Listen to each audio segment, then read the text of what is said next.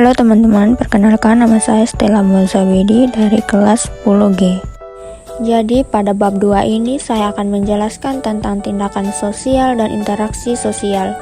Yang pertama ada pengertian tindakan sosial. Tindakan sosial adalah suatu perbuatan atau perilaku manusia untuk mencapai tujuan subjektif dirinya.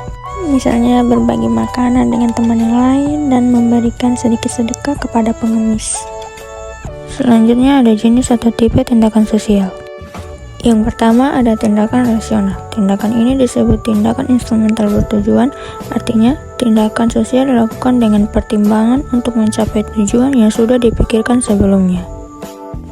Yang kedua, tindakan berorientasi nilai.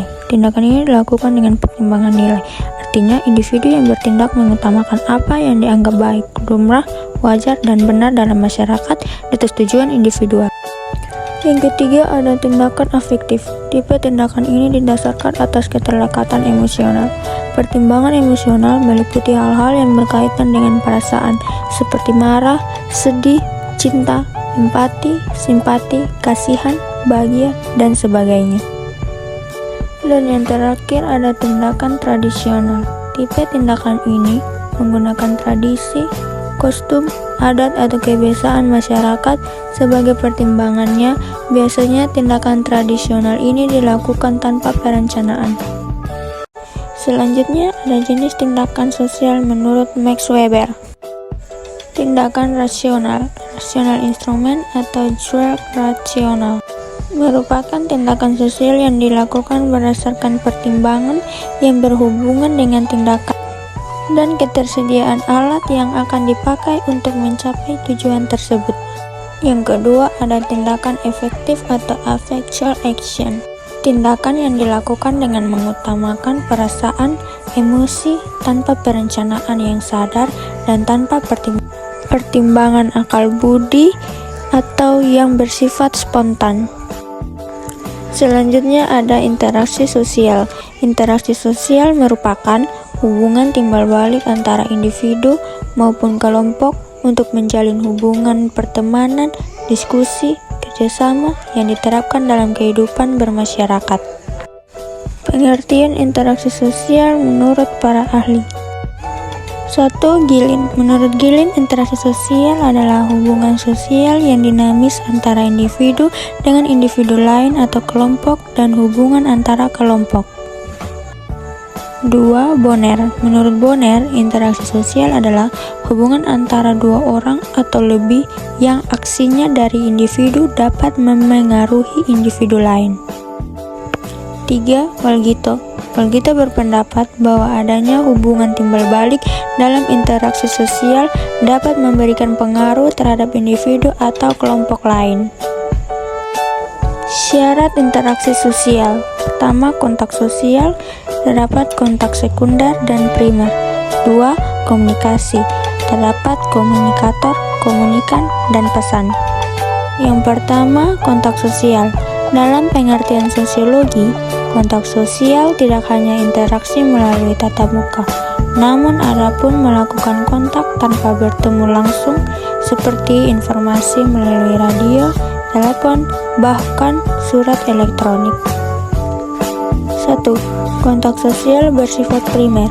Kontak terjadi secara langsung seperti tatap muka. 2. Kontak sosial bersifat sekunder.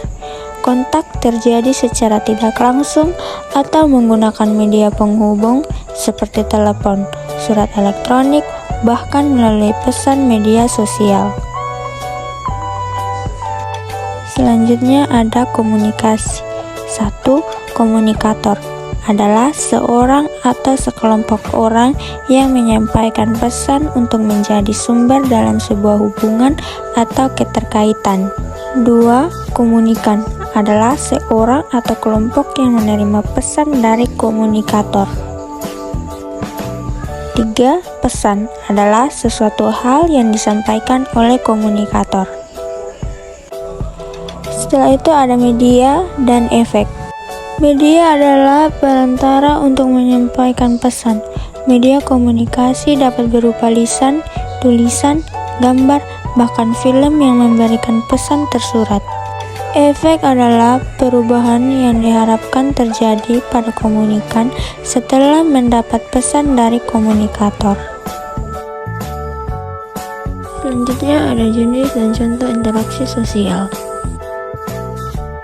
Pertama, interaksi sosial antara individu dengan individu.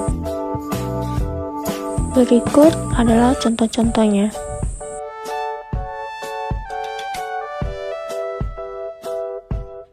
Yang kedua, ada interaksi sosial individu dengan kelompok, biasanya terdiri lebih dari 3 orang.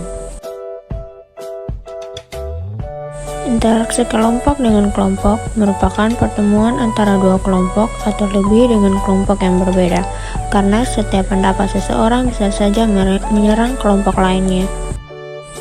Pola interaksi sosial. Pola interaksi sosial yang terjadi antara individu maupun kelompok yang bersifat dinamis dan memperoleh pola tertentu, sebagaimana kebiasaan-kebiasaan yang dilakukan secara pengulangan hingga berjangka panjang, maka akan bertahan terwujudnya hubungan sosial yang baik. Ini adalah salah satu contoh pola interaksi sosial. Selanjutnya ada faktor terbentuknya interaksi sosial. Dalam interaksi sosial ada faktor imitasi, sugesti, simpati, identifikasi, dan empati. Yang pertama ada imitasi. Imitasi adalah seseorang lebih melakukan untuk meniru seseorang dalam hal gaya, sikap, perilaku, hingga penampilan.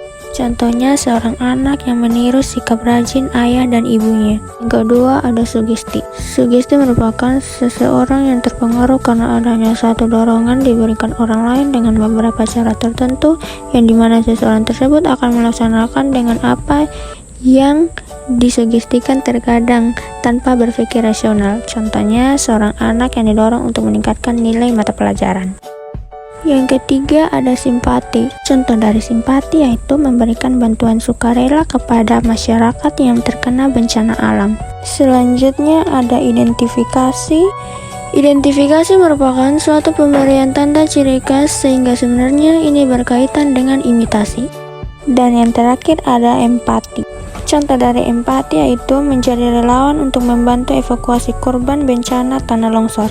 Selanjutnya ada bentuk interaksi sosial.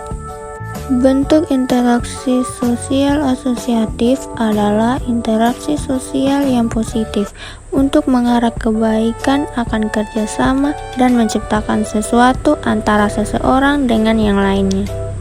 Interaksi sosial asosiatif terbagi menjadi 4, yaitu kerjasama, toleransi, akulturasi, dan asimilasi. Yang terakhir ada interaksi sosial negatif. Dalam interaksi sosial negatif terbagi menjadi 6 bagian, yaitu persaingan, kontroversi, konsiliasi, mediasi, stalemate, dan pertentangan.